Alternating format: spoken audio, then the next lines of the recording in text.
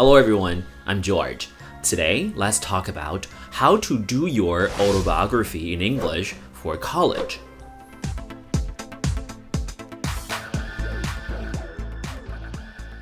Okay, I have a lot of students who are ready to go to college. They just finished their biggest test in their life. If you're one of them, I sincerely wish you good luck. Good luck, we all wish you good luck.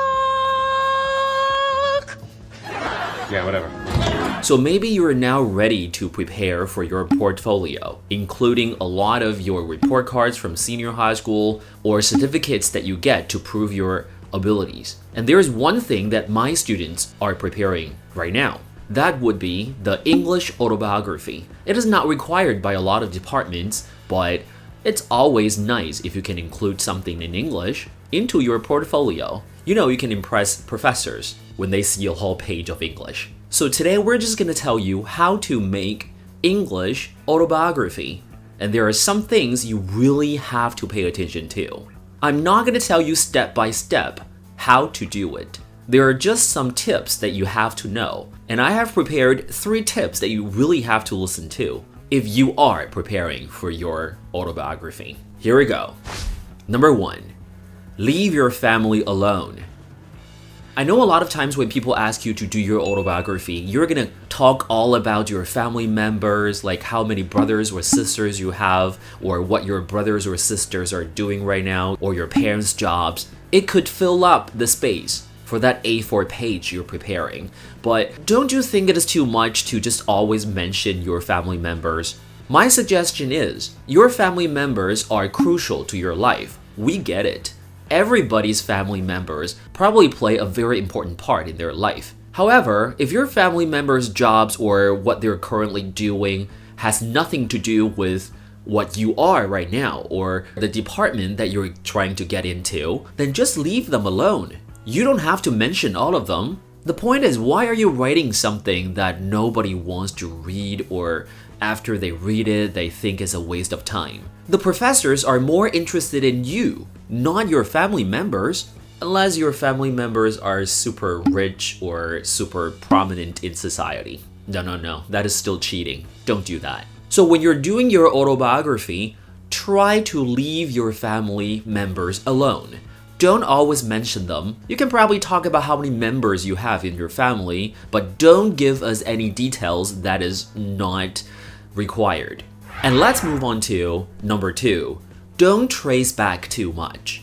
This is also very common when I am reading students' autobiography. They want to tell me all about their childhood, their school life, how they were born, where they got their first scar. I get it if you say that you want to tell everybody about everything that happens in your life, but don't you think it is going back too much? You're applying for college, which means anything that is before your senior high school life is probably not required. Unless it's something that is nationally or internationally important, don't mention it. We don't want to know if you are the best students in your elementary school or your kindergarten life. You might be a very good boy or a good girl, but we care more about your senior high school life. For example, what kind of clubs that you joined, what kind of special abilities you acquired in senior high school. They are more to the present, which means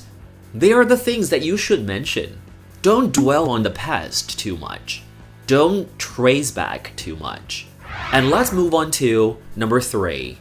Be relevant. I know you probably accomplished a lot during your school life. For example, if you were number 1 in a speech contest, or you had some kind of scientific experiment and you made a big breakthrough, I know there were a lot of things that you want to mention in your autobiography because you want people to know. But think about it. If you were talking about how good you were as a student, like you always aced your tests, then your report cards would say everything. So just try to mention those things that are relevant. For example, if you are going to an English department, mention anything that is language related.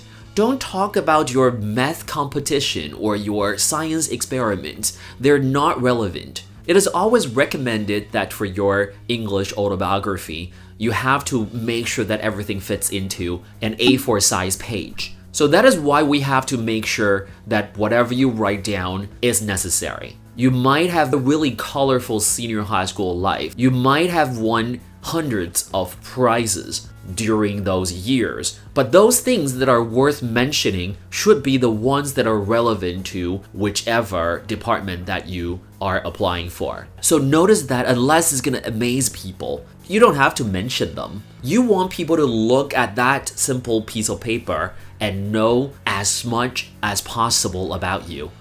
So those are the 3 tips that I think might help you when you're doing your English autobiography. Leave your family alone.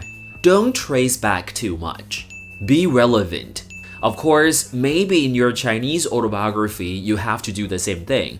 I don't know, you might have to ask your school teacher. For the English autobiography, as an English teacher, I just want to make sure that you want to get the professors interested in you.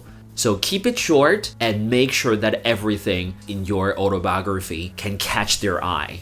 So if you like this video, make sure you click the like button down below, or you can subscribe to this channel. I'll see you next time. Bye!